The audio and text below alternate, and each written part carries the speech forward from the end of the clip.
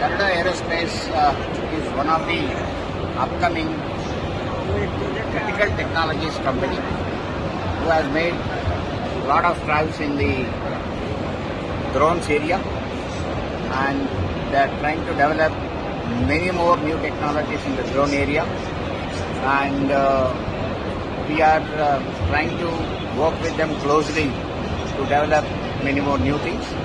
And today it is an opportunity for me to launch the solar panels based long endurance UAV developed by Garuda Aerospace.